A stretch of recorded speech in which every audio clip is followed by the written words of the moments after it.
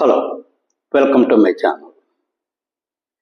ఈరోజు నెల్లూరు జిల్లాలో ఉన్న ఇఫ్కో కిసాన్ సెజ్ అసలు ఇది ఏమిటి, దీని పూర్వాపరాలు ఏమిటి అనేది మనం ఈ వీడియోలో తెలుసుకుందాం.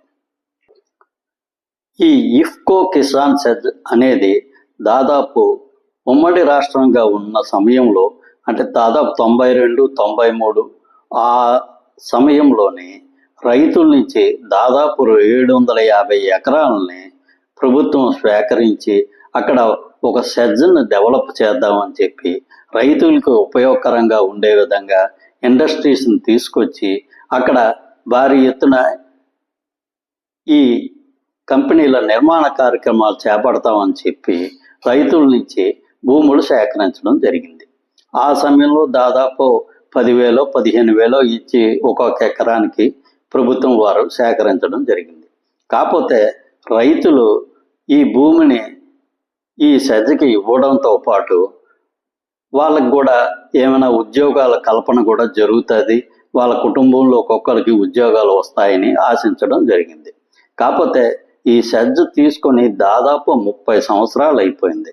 ఇప్పటికి కూడా అక్కడ చెప్పుకోదగ్గ ఇండస్ట్రీస్ ఏమీ ఆ సెజ్లో రాలేదు.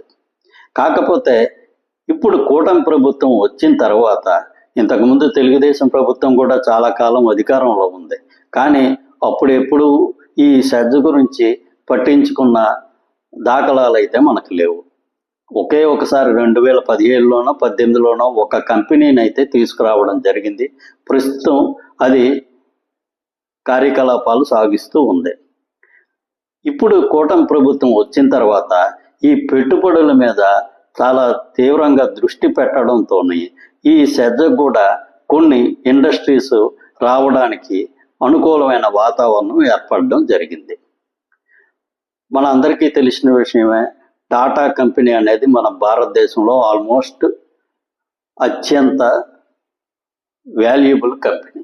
టాటా గ్రూపుకు సంబంధించిన టాటా పవర్ అనే కంపెనీ ఈ సెజ్లోనే దాదాపు 7,000 కోట్ల రూపాయలతో ఈ గ్రీన్ ఎనర్జీని తయారు చేసే ఫ్యాక్టరీని నెలకొల్పడానికి ప్రభుత్వంతో MOU చేసుకుంది.